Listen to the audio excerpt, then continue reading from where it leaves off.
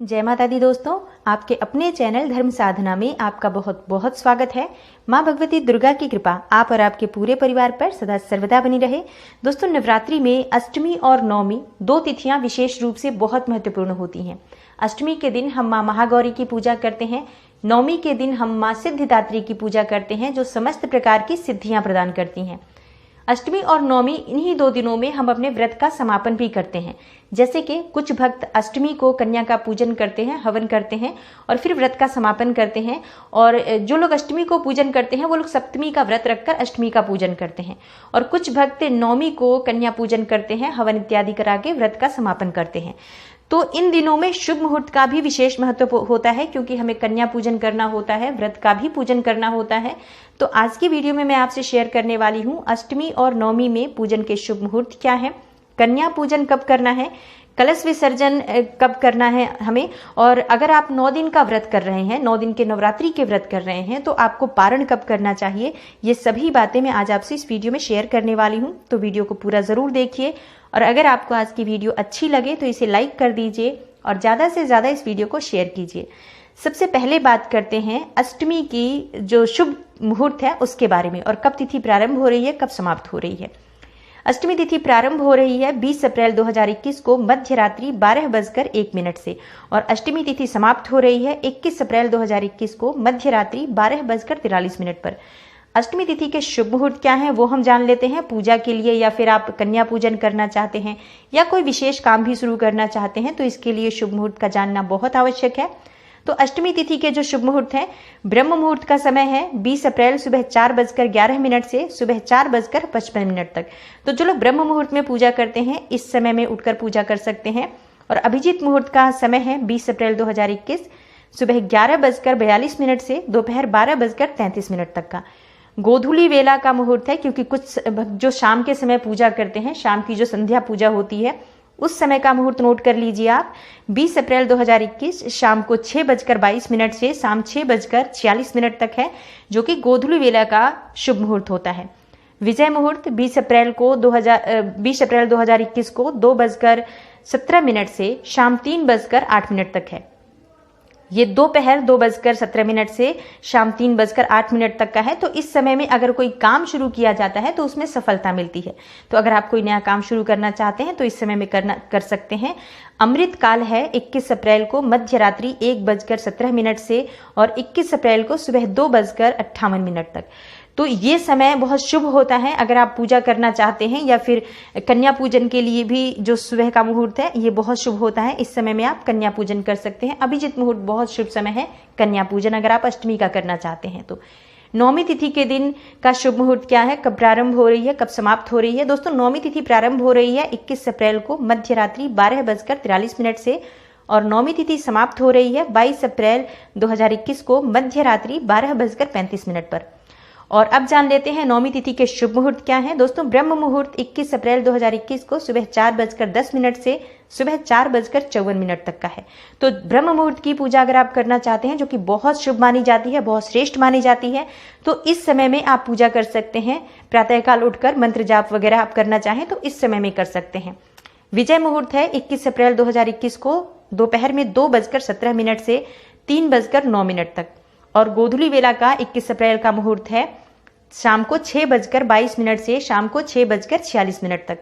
तो गोधूली वेला मंत्र जाप के लिए जो शाम की संध्या वेला होती है, संध्या पूजन होता है, इसके लिए बहुत शुभ समय होता है। इस समय में आप पूजा कर सकते हैं। निशीत काल अगर आप मंत्र जाप करके कोई मंत्र सिद्ध करना चाहते हैं तो निशीत काल का मुहूर्त बहुत श्रेष्ठ होता है, जो है 21 अप्रैल की रात्रि में 11:45 से 22 अप्रैल को रात 12:29 पर। तो ये 21 अप्रैल की मध्य रात्रि में है। 11:45 से लेकर 12:29 तक का जो समय है ये बहुत श्रेष्ठ है। अगर आप कोई मंत्र सिद्ध करना चाहते हैं इस समय में करें, या कोई भी प्रार्थना अगर निशीत काल में की जाती है, कोई आपके मन में कामना है, आप भगवान से इस समय उठकर अगर आप प्रार्थना करते हैं, वो प्रार्थना वो कामना बहुत शीघ्र पूर्ण हो जाती है। तो निशीत काल का मुहूर्त जो होता है बहुत शुभ माना जाता है। रवि योग का मुहूर्त है 21 अप्रैल 2021 को शाम 7:59 से लेकर और 22 अप्रैल को शाम 5:39 तक। तो ये हैं अष्टमी और नवमी के शुभ मुहूर्त, जिसमें आपको कन्या पूजन करना चाहे, कोई पूजन करना चाहे, कोई नया काम शुरू करना चाहे, तो ये बहुत शुभ मुहूर्त होते हैं। इस समय में आप ये अपने शुभ कार्य कर सकते हैं। दोस्तों, अष्टमी और नवमी दोनों ही दिनों में कन्या पूजन किया जाता है। जो लोग सप्तमी का व्रत करते हैं वो अष्टमी के दिन कन्या का पूजन करते हैं। हवन करना चाहें तो हवन भी कर सकते हैं और नवमी के दिन भी कन्या पूजन किया जाता है। जो लोग 9 दिन का व्रत रखते हैं वो नवमी को कन्या पूजन करते हैं और उस समय ही हवन इत्यादि कराने के बाद अपने व्रत का समापन करते हैं। लेकिन जो लोग नवरात्रि के 9 दिन का व्रत रखते हैं उन्हें नवमी के दिन पारण नहीं करना चाहिए, क्योंकि आप 9 दिनों का व्रत रख रहे हैं। 9 दिन 9 रातें आपके लिए बहुत विशेष महत्व रखती है। नवरात्रि में 9 रातों की पूजा ही विशेष महत्वपूर्ण होती है। आप व्रत करें या ना करें, माँ सिद्धिदात्री की पूजा नवमी के दिन आपको जरूर करनी चाहिए। तो शाम के समय आप पूजा करें। माँ सिद्धिदात्री की पूजा अगर रात्रि काल में होती है विशेष महत्वपूर्ण होती है। आप चाहे धन प्राप्ति के लिए कर रहे हैं या कोई भी विशेष कामना से अगर आप सिद्धिदात्री की पूजा रात्रि के समय में करते हैं, मंत्र जाप करके उपाय करते हैं, बहुत ही शीघ्र आपकी कामना पूर्ण होती है। लेकिन जो भक्त नवमी का मतलब नवरात्रि के 9 दिनों का व्रत रखते हैं उन्हें पारण 9 दिनों का व्रत रखने के बाद, 9 रातों का व्रत रखने के बाद आपको दशमी तिथि के दिन पारण शुभ मुहूर्त में करना चाहिए। और कलश विसर्जन यानी कि कलश का जो विसर्जन होता है, कलश की सामग्री हटाना होता है, ये भी आपको दशमी तिथि के दिन ही करना होता है। जो लोग अष्टमी तक भी व्रत किए हैं उन्हें भी अगर उन्होंने कलश की स्थापना की है तो उन्हें कलश का विसर्जन दशमी को ही करना चाहिए, क्योंकि बीच में यानी कि आपने 9 दिनों तक के लिए कलश की स्थापना की है। बेशक आप अष्टमी को कन्या पूजन कर लें, हवन इत्यादि करा लें, जो भी आपको आज करना है, जैसे समापन करना है, व्रत का पारण करना है। आप अगर सिर्फ पहला और आखिरी व्रत रखते हैं तो अष्टमी का व्रत करके नवमी का पारण आप कर लेते हैं या अष्टमी का भी पारण आप कर लेते हैं, तब भी आपको कलश नहीं छूना है, कलश का विसर्जन नहीं करना है, क्योंकि 9 दिनों तक के लिए हमने माँ को स्थापित किया है, अपने घर में कलश को स्थापित किया है माँ के रूप में। तो हम 9 दिनों तक, 9 रातों तक इस कलश की पूजा करेंगे। इस कलश की स्थापना हमने की है तो माँ भगवती की आराधना करेंगे। रात्रि समय में भी हम जो पूजा कर रहे हैं, प्रार्थना कर रहे हैं, पूरे 9 रातों तक करेंगे, चाहे हम पारण कर ले तब भी। और उसके बाद नवरात्रि के 9 दिनों के बाद दशमी तिथि के दिन ही आप कलश का विसर्जन करेंगे। कलश का नारियल इत्यादि भी हटाने का जो कार्य होता है वो दशमी तिथि के दिन ही करेंगे। अगर आपने कलश रखा है तो आपको 9 दिन 9 रातों तक कलश रखना चाहिए और दशमी को ही आपको कलश का विसर्जन करना चाहिए। नवरात्रि में अगर आप 9 दिनों का व्रत रख रहे हैं तब तो आप पूरे 9 दिनों का व्रत रखें और 22 अप्रैल को यानी कि दशमी तिथि के दिन आप पारण करेंगे और उसी दिन कलश का विसर्जन भी होगा। नवमी तिथि के दिन रामनवमी भी है, तो भगवान श्री राम का जन्म है और भगवान श्री राम की पूजा आपको विधि विधान से करनी चाहिए, उनकी आराधना करनी चाहिए।